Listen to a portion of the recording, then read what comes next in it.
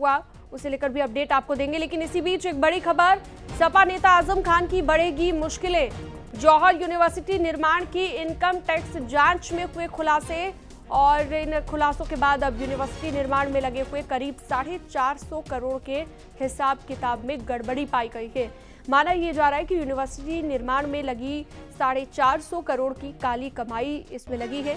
University निर्माण में 2 इमारतें बनाने की मंजूरी मिली थी, 2 की मंजूरी पर 59 इमारतें बना डाली गई। यूनिवर्सिटी की लागत 46 करोड़ रुपए बताई गई थी। यूनिवर्सिटी निर्माण में दान देने वाली कई कंपनियों और लोगों ने चंदा देने की भी बात को नकारा है। चंदा देने वाली कई कंपनियों का अस्तित्व ही नहीं मिला। इनकम टैक्स डिपार्टमेंट ने ईडी को भेजी अपनी जांच रिपोर्ट। यूनिवर्सिटी निर्माण की पहले से ही ईडी जांच कर रही है। इनकम टैक्स डिपार्टमेंट की रिपोर्ट को अपनी जांच में शामिल कर सकती है ईडी। ऋषभ मणि इस पर ज्यादा जानकारी देंगे। हालांकि ये कहना अलग होगा कि आजम खान की मुश्किलें बढ़ सकती है, क्योंकि पहले से ही आजम खान इतनी मुश्किलों में घिर चुके हैं, कई मामले उन पर दर्ज हैं।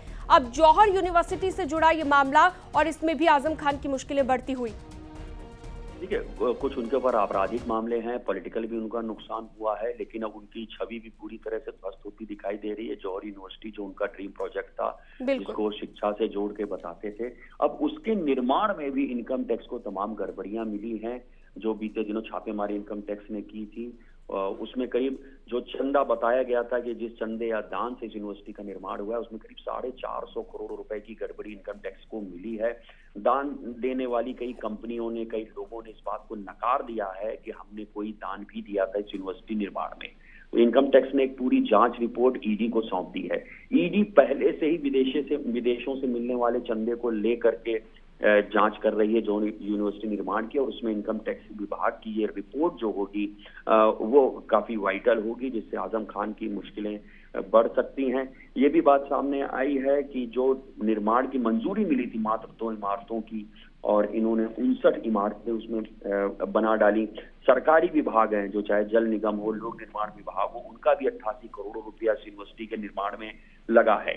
तो कुल मिलाकर तमाम सबूत जो बीते दिनों की छापेमारी में जो साक्ष्य, जो तथ्य इनकम टैक्स ने जुटाए थे, वो इशारा कर रहे हैं कि करीब 450 करोड़ रुपए की काली कमाई जौहर यूनिवर्सिटी के निर्माण में। ठीक है, बहुत शुक्रिया तमाम जानकारी विस्तार से देने के लिए ऋषभ मणि।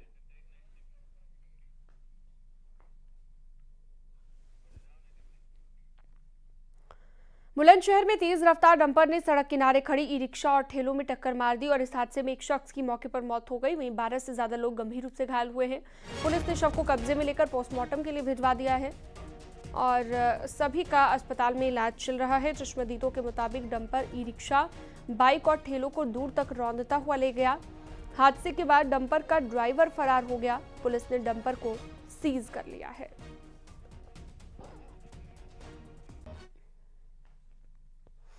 और बड़ी खबर, बाराबंकी में सड़क हादसा हुआ है। तेज रफ्तार ट्रक ने कार को जोरदार टक्कर मारी है। हादसे में 2 लोगों की मौत हो गई है, कई घायल हुए। टक्कर के बाद कई बार पलटते हुए तालाब में कार जा घुसी। करीब 1 घंटे तक मदद के लिए चिल्लाते रहे कार सवार। हादसे में एक बच्चे और उसकी मां की तालाब में मौत हुई। कार से निकलकर लड़की किसी तरह तालाब से बाहर आई और लोगों से मदद मांगी गई। लोगों से हादसे की जानकारी मिलते ही मौके पर पुलिस पहुंची। पुलिस ने सभी को तालाब से बाहर निकलवाया, अस्पताल में भर्ती करवाया। रामनगर कोतवाली क्षेत्र में स्थित रानी बाजार गांव के पास यह हादसा हुआ है।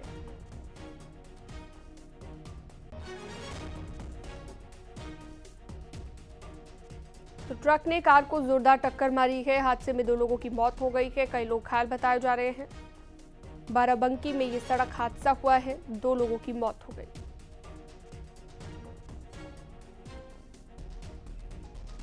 अनिरुद्ध शुक्ला फोनलाइन पर जुड़ गए हैं ज्यादा जानकारी के लिए।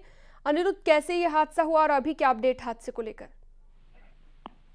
देखिए, ये देर रात का ये पूरी घटना है, जब ये परिवार के लोग एक पारिवारिक कार्यक्रम से में शामिल होकर के अपने घर के लिए लौट रहे थे। तभी एक अनियंत्रित जो ट्रक था, उस ट्रक ने वैगनार पे टक्कर मारी, जिसके बाद कई बार ये वैगनार जो थी पलट करके एक तालाब में गिर गई, जिसके बाद तकरीबन 1 घंटे बाद 1 घंटे तक